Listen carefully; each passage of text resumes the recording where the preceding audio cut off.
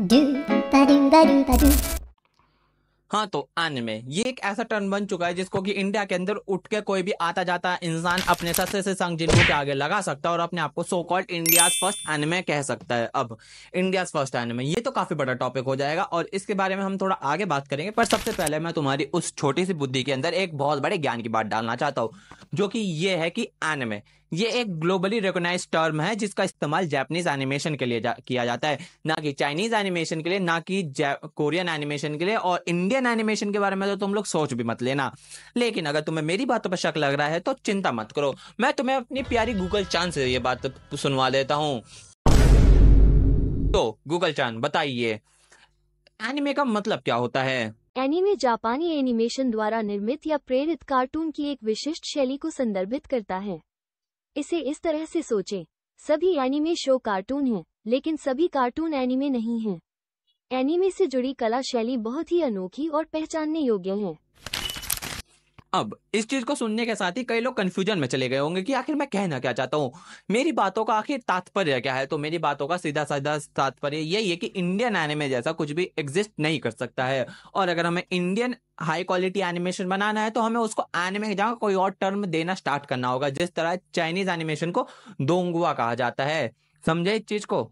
समझ गए हो तो बहुत अच्छी बात है, लेकिन नहीं समझो तो इसके लिए मुझे लगता है तुम्हारे लिए एक अलग ही वीडियो बनाना पड़ेगा, जिसके लिए मुझे एक तिथि निकालनी पड़ेगी, कौन सा शुभ अवसर निकल सकता है उसके लिए। बाकी ये तो एक बहुत बड़ा टॉपिक हो जाएगा जिसके बारे में हम किसी और वीडियो में ही बात करेंगे। अब जरा बात करते हैं so called India's first anime यानी कि वरदान, तांडव और इंद्रा के बारे में। अब तांडव और इंद्रा को तो साइड करो, बिकॉज वो ऑलरेडी डिसाइड हो चुके हैं इस सब में। पर जिस इंडिया के फर्स्ट एनिमे ने रंडी रोना करने में कोटी की रंडियों को भी फेल कर दिया है, इंडियन एनिमे बन रहा है, पर सपोर्ट कहाँ है? अपनी ऑडियंस ही इग्नोर कर रही है अपना कंटेंट। जापान के लिए चिल्लाते हो, पर जब भारत कुछ बड़ा कर रहा है तो सब चुप क्यों हो? ये रहा सपोर्ट। इन लोगों के 2 लाख फॉलोअर्स होने वाले हैं और उससे इन्होंने ऐसा नहीं है फंडिंग उठाई नहीं है, फंडिंग उठाई है और कहीं कहाँ है वो पता नहीं है। इन लोगों के लिए सपोर्ट बिल्कुल ऐसा हो चुका है जिस तरह बोरुतो के एनिमे से संतरे गायब हो रखे हैं, मतलब है तो वहीं लेकिन दिख नहीं रहे हैं। और इन्होंने ये जो 2.5 लाख का सपोर्ट इकट्ठा किया है ना, अब तक इन्होंने ये पूरा का पूरा इमोशनल गिमिक के ऊपर इकट्ठा किया है, यानी Indian animation. Indian animation, India के नाम पे जो इंडियंस को ऑर्गेजम मिलता है ना, इन्होंने उसी का इस्तेमाल किया है इस सपोर्ट को इकट्ठा करने के लिए। और उसके बाद भी पूछ रहे हैं सपोर्ट कहाँ है। और इस सब में एक तो गलती हमारे भी है, हम लोग जहाँ पे भी बस इंडियन सुन लेते हैं ना, हम लोग उस चीज को अंधा सपोर्ट करने लगते हैं, चाहे वो अच्छी हो चाहे वो बुरी हो। हम उसकी गलतियां देखना ही बंद कर देते हैं, बिकॉज उसके अंदर इंडिया नाम है, और अगर हम लोग उस चीज को सपोर्ट नहीं करेंगे तो हम लोग इंडियन कैसे कहलाए जाएंगे। और इसी बेमतलब के इंडिया से लगाव का और सपोर्ट का फायदा उठाते हैं वरदान, तांडव और इंदिरा जैसे एनिमे, या कहूँ तो नकली स्टूडियोज। अब एनिमेशन को थोड़ा साइड करते हो, जरा इनके स्टूडियो के बारे में बात करते हैं। इन लोगों के पास कोई भी गवर्नमेंट रजिस्टर्ड स्टूडियो नहीं है। मैंने इनके बारे में गूगल पे भी सर्च कर लिया और इंडिया में कोई भी वरदान नाम का एनिमेशन स्टूडियो नहीं है। जी हाँ, इनके एनिमेशन स्टूडियो का नाम ही वरदान है, जो कि कहीं गवर्नमेंट में रजिस्टर है नहीं। और जैसे इनका वरदान एनिमे बन जाएगा उसके बाद ये लोग गायब हो जाएंगे, इनका यही प्लान है। और मैं बता रहा हूँ वरदान एनिमे बनेगा भी नहीं, ये लोग गायब भी हो जाएंगे ऐसे ही, बस फंडिंग एक बार अच्छे से इकट्ठी हो जाए। और वरदान एनिमे और स्टूडियो को गाली देने की एक ही वजह है, बिकॉज इतना ज्यादा ड्रामा और बकचोदी करने के बाद फाइनली दे डिसाइडेड कि हम लोग अब टीजर ड्रॉप करेंगे, और जिसके अंदर में देखने को मिलता है सस्ता संगीत को, क्लासरूम ऑफ द लाइट की क्लास टीचर, और बुढ़ा गोजो जिसका पता नहीं कैसे कमबैक हुआ है, गे खुद सदमे में पड़ा है कि मैंने तो इसे मार दिया था, और नोबारा जो कि नोबारा का पावर ज्यादा दिख रही है। और अपने ही एनिमे का साइड कैरेक्टर यानी कि यूजी इतादोरी, इस भाई को तो चेंज तक करने की कोशिश नहीं करी वरदान वालों ने। यूजी की तुम लोग इज्जत इसी से समझ जाओ। और आधे से ज्यादा सीन इन्होंने जेंशन इम्पैक्ट के कट सीन से उतार लिए हैं। और मैं एक ही चीज कहना चाहता हूँ, उसके ऊपर भी बहुत वाहियात एनिमेशन किया है। अब मेरी बातों को सुनने के बाद सितारे जमीन के ये जो नाबालिग बुद्धि वाले बच्चे हैं, ये खड़े होंगे और मेरे कमेंट में आके मुझे गालियां देना स्टार्ट करेंगे कि भाई वो इंडियन एनिमेशन के लिए मेहनत तो कर रहे हैं, कुछ तो कर रहे हैं, वो कोशिश कर रहे हैं इसको आगे बढ़ाने की। तो आगे बढ़ाने का तो पता नहीं है, लेकिन अगर तुम उनके टट्टे चाटना बंद करोगे ना, तब तुम्हें रियलाइज होगा इंडिया में इंडियन एनिमेशन को बढ़ाने वाले बहुत से लोग हैं, जैसे कि आरजे और नॉट योर टाइप और मैनी मोर। बट क्या वो आगे बढ़ा रहा है? जी बिल्कुल भी नहीं। उनकी वजह से इंडियन एनिमेशन को बहुत बड़ा नुकसान फेस करना पड़ रहा है। और आखिर किस तरीके का? वो नुकसान यही है कि जब लोग देखेंगे कि वरदान जैसा एनिमे जो कि सीधा सीन्स कॉपी कर रहा है और एक सस्ता सा एनिमेशन प्रोवाइड कर रहा है और उसके बाद वो अच्छे खासे पैसे कमा रहा है, उसके बाद लिलियस जैसे लोग उठेंगे और सस्ता सा एनिमेशन प्रोवाइड करके अपने आप को so called India's first anime series कहना स्टार्ट कर देंगे। मुझे क्यों तोड़ा? पर शायद मैंने थोड़ा घुमा दिया है, ये कांड पहले लिलियस ने किया है, बाद में वरदान आया है। पर मैं यहाँ पर so called in India's first anime series का दोगलापन निकालना चाहूंगा और इन लोगों को इंट्रोड्यूस करवाना चाहूंगा real Indian first anime series.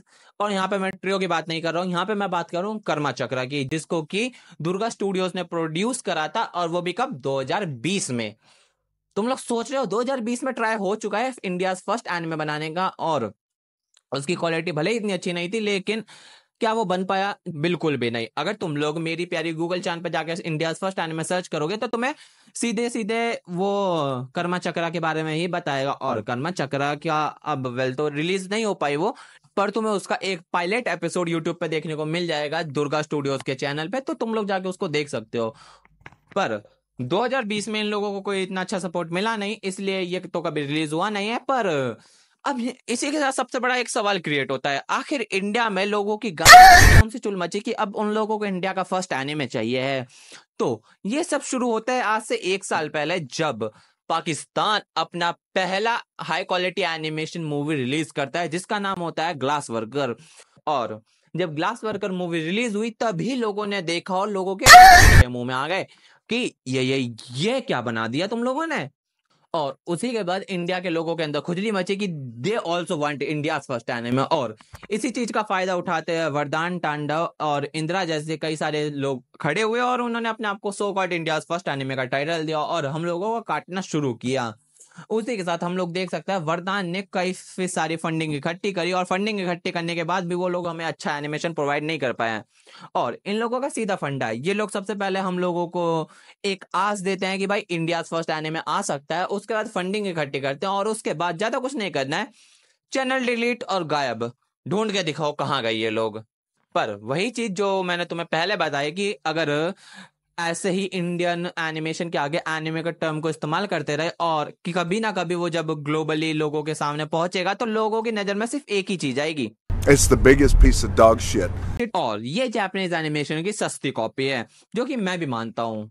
लेकिन वहीं जो ग्लास वर्कर है, जब वो इंटरनेशनल लेवल पे पहुंची तो उसे लिटरली ऑस्कर के लिए भी नॉमिनेट किया गया और बाहर लोगों ने उसकी तारीफ भी करी, उसकी स्टोरी लाइन की, उसकी आर्ट वर्क की, जो कि गिबली स्टूडियो से काफी ज्यादा इंस्पायर्ड है। और कसम से मैंने वो मूवी देखी और बहुत अच्छी मूवी है, मैं तुम लोगों को रिकमेंड करना चाहूंगा। तुम्हें देखने को तो मिल जाएगी, कहाँ देखने तुम लोग बहुत अच्छे जानते हो तो देख सकते हो। पर क्या ऐसा कोई तरीका है जिससे कि हमें इंडिया के अंदर भी हाई क्वालिटी एनिमेशन देखने को मिल सकता है जो कि डायरेक्ट एनिमे या फिर उसके लेवल को टच करने की कोशिश कर सके? तो जी हाँ, ट्रियो नाम का तुम लोग जानते होगे एक एनिमेशन रिलीज होने को है, जिसके ट्रेलर को देख के सही में काफी ज्यादा खुशी होते हैं, because they done very nice job.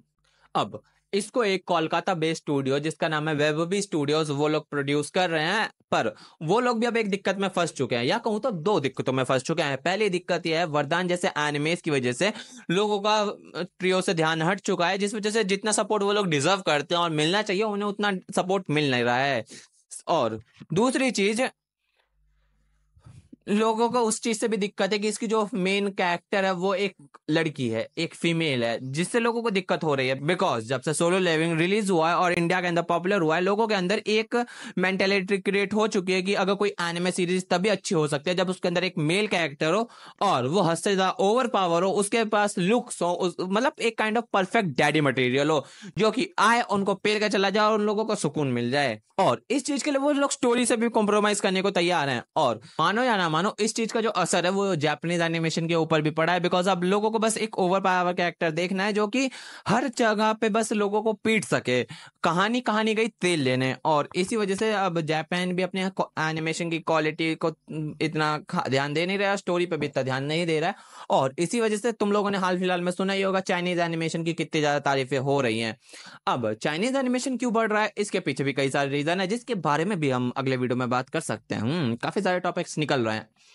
तो बाकी तो यही चीज बतानी थी, तुम लोगों को अगर सही में सपोर्ट करना है तो जाके ट्रियो को सपोर्ट करो और प्लीज उन लोगों को भी समझाओ कि ट्रियो को एनिमे ना कहें, उन लोगों को एक नया टर्म क्रिएट करना पड़ेगा, नहीं तो तुम लोग खुद सोचो हम लोग क्या बना सकते हैं जिससे कि हम लोग इंडियन एनिमेशन को ग्लोबल लेवल पे एक नई पहचान दे सकें। नहीं तो हम लोग तो बस एनिमे के पीछे खड़े होकर अपनी गलतियों को और अपनी दिक्कतों को बस छुपाने की कोशिश कर रहे हैं कि भाई हमारी कोई गलती नहीं है, इसकी गलती है, इसको पकड़ो।